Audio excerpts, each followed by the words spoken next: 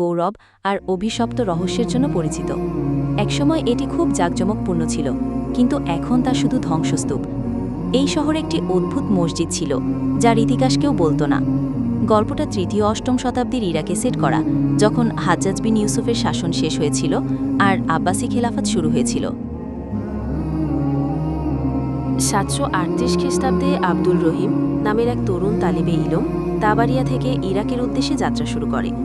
তার উদ্দেশ্য ছিল বাবিল শহরের একটি বিখ্যাত মাদ্রাসায় ভর্তি হয়ে হাদিস ও তাফসির সম্পর্কে জ্ঞান অর্জন করা। পথে আব্দুল রহিম এক বৃদ্ধের তামতে আশ্রয় নেয়। সেই বৃদ্ধ তাকে সতর্ক করে বলেন যে বাবিল শহরে গেলে মাগরিবের পর মসজিদের দিকে যেন না যায়।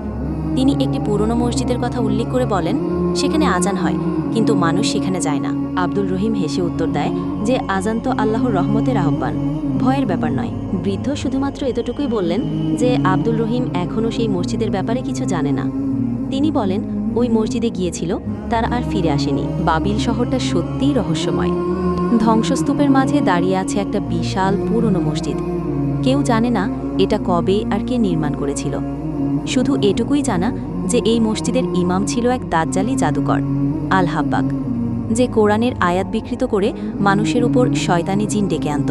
মসজিদটা প্রায় 50 বছর ধরে বন্ধ, কিন্তু মাঝে মধ্যে রাতে সেখানে আলো দেখা যায় আর একটা অদ্ভুত আওয়াজ শোনা যায়, যেন কেউ সুর করে তেলাওয়াত করছে। অথচ সেটা তেলাওয়াত নয়, বরং শয়তানি কিছু। এক রাতে আব্দুল রহিম ভুল করে মসজিদের পাশ দিয়ে ফিরছিলেন। হঠাৎ তিনি শুনতে পেলেন আল্লাহু আকবার, আল্লাহু আকবার। কিন্তু সেই আওয়াজটা ছিল ভারী, কর্কশ, আর মসজিদের মিনারটা কাঁপছিল। তিনি মিনারটার দিকে তাকিয়ে দেখলেন যে সেখানে কেউ আজান দিচ্ছে, কিন্তু তার চোখ থেকে আগুন ঝরছে। আব্দুল দৌড়ে পালাতে লাগল। পরদিন এক বৃদ্ধ আলেম তাকে ডেকে পাঠালেন। তিনি জানতেন যে আব্দুল রহিম মসজিদের পাশ দিয়ে গিয়েছিল। তিনি বললেন ওই মসজিদের মিনারে এক অভিশপ্ত জিন, আল লাইল, অনেক শতাব্দী আগে এক ইমাম কোরআনের আয়াতকে জাদুবিদ্যায় ব্যবহার করে তাকে ডেকে এনেছিল। তারপর থেকেই এই মসজিদের মালিক হয়ে গেছে। সে খাঁটি তেলাওয়াত আর সেজদাকে ঘৃণা করে।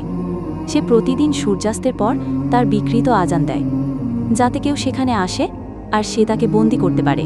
শহরে জাকারিয়া নামের এক বালক ছিল। সে প্রতিদিন শহরের এক মসজিদে আজান দিত। একদিন সে বলল, আমি সেই মসজিদে আজান দিতে চাই, আল্লাহ রক্ষা করবেন। সবাই তাকে বাধা দিল, কিন্তু সে গেল। সন্ধ্যা হয়ে গেল, কিন্তু সে আর ফিরে আসেনি। পরদিন সকালে মসজিদের দরজার কাছে তার জুতা পাওয়া গেল, আর পাশের দেয়ালে আরবি হরফে লেখা ছিল, মোনাফিকরা আজান দেয়, ইমানদাররা হারায়। আব্দুল রহিম সিদ্ধান্ত নিল যে সেই জিনের বিরুদ্ধে লড়বে। সে 7 দিন রোজা রাখল, রাতভর তাহাজ্জুদের নামাজ পড়ল এবং সূরা বাকারা আর সূরা জিন মুখস্থ করল। অষ্টম রাতে সে একা গিয়ে দাঁড়াল ওই মসজিদের সামনে। হাতে ছিল মুসাফ, মানে কোরআন, আর হৃদয়ে ছিল ভয়হীন ইমাম। যেই মুহূর্তে জিন আজান শুরু করল, আব্দুল রহিম সূরা বাকারার আয়াত তেলাওয়াত শুরু করল, আল্লাহু লা ইলাহা ইল্লা হুয়াল হাইয়ুল কাইয়ুম।